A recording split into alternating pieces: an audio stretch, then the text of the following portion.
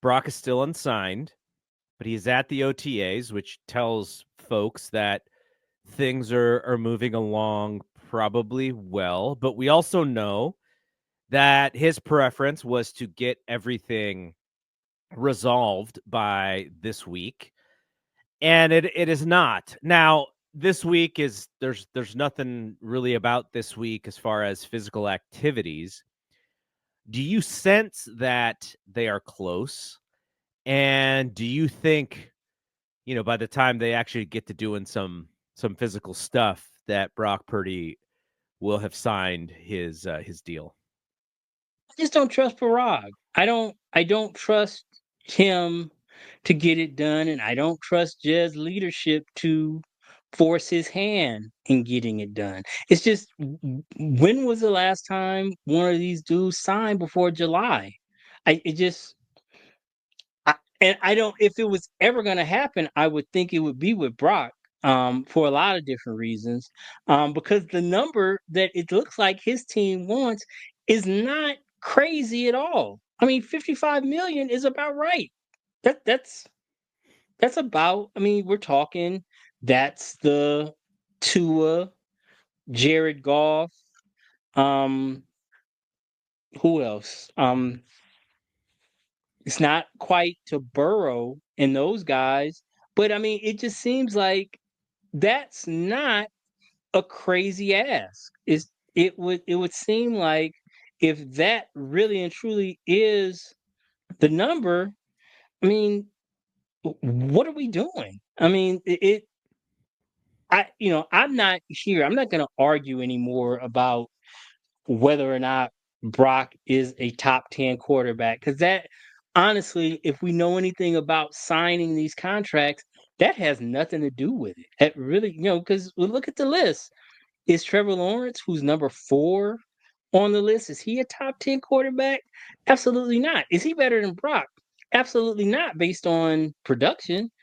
Tua, same thing. I mean, he's a real accurate dude, and when he's healthy, I mean, you can win games, but I just don't look at him and see that he's better than Brock.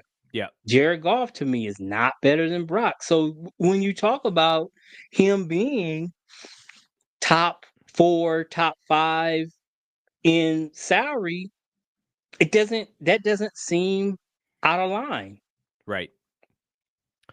So I am gonna make a prediction.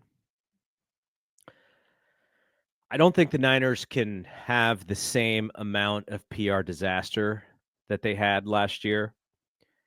Now you're talking about not in Brock, in Fred, and in George Kittle. You're talking about 3 of maybe the 5 most popular players on the team. Now, I'm not saying all these guys are going to get everything that they want, but I think Jed is going to have to push some money up and make these guys happy.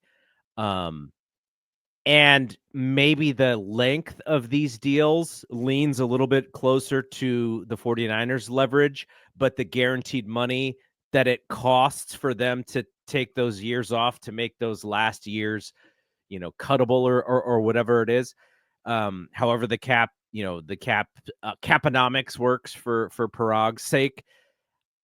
But I think the after last year, after trading Debo, after Ayuk gets hurt, after the 6-11 season, after letting Greenlaw go and then trying to beg back into the deal, at least publicly, after the disaster that was this offseason, they need goodwill, man, and they're not going to get goodwill if they screw around with these 3 guys and all of a sudden the PR and the marketing around the team is negative again. So I think Brock will get done, I think, in these next 2 weeks. And I may look foolish at the end of this because, like you said, Parag is Parag. He's like anti-PR. Like he doesn't give a crap. That is not his job. His job is to maybe win the deal for the 49ers or something, make it harder on these players, whatever that is. But I say, I may be a little naive. I say they get it done in 2 weeks. Well, it that makes sense for cooler heads to prevail, for somebody like Jed to overrule him and say, "Hey, yo, get this done," because you talk about, we're talking about austerity measures. Jed, says that, but when you look at each one of these deals in the micro, how do you not pay George? How do you not pay Fred? How do you not pay Brock? I just don't see how you are able to pull that off. That you're gonna squeeze. I just don't see how you squeeze those dudes. Particularly those dudes, and that's why if you're Brock and Fred, and then I guess George, he shows up tomorrow. But again, I'm not one who trips over you not coming to the job while you on vacation and shit. Yeah. I mean, for voluntary meetings and shit. Right. Get Right. out of here. What are we talking about? Yeah. I'm not one I mean, who couches I that. was hanging out with George at WrestleMania last weekend. That's where George Right. was. And what does that, and again, it's like, we do this character thing with, because Brock is a professional. That's why man, get out of here. So not showing up. So anybody who doesn't come off of vacation to come to work is not a professional. I know when I worked a job, I didn't go up in there on vacation. I forgot where that place was. I had to use GPS to get back to work when it was time to go back, going in there on no vacation. So again, but I see, it's a smart play for Brock and Fred and George, all of them to take the high ground. They don't have Unfortunately for to. the quarterback, if you are the leader of the team, you kind of have to lead by example there. But guess who never answered his phone during these times? Jimmy G. Jimmy Jimmy G G. you on silent, my friend. He was in Vegas too, on his vacation. He hit the Spearman Rhino.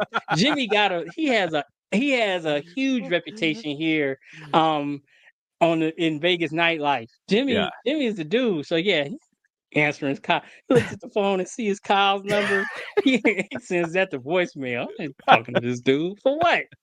But yeah, I think that the idea I've been forwarding, which I know the team would never agree to, is, I mean, I'll take your 55 for 3 if I'm Brock, but Mhm. then you got to relinquish those that your franchise rights. So I'll take the Mhm. short deal, um, and then bet on myself, and then see what. But again, it's all betting on himself. If Yeah. he takes a 3-year deal, guess what? Unless he just completely shits the bed, he's going to be 28 years old and a free agent again. And when you're coming off of that basis of a contract at 55 million, you know, that franchise tag is steep. It's pretty steep.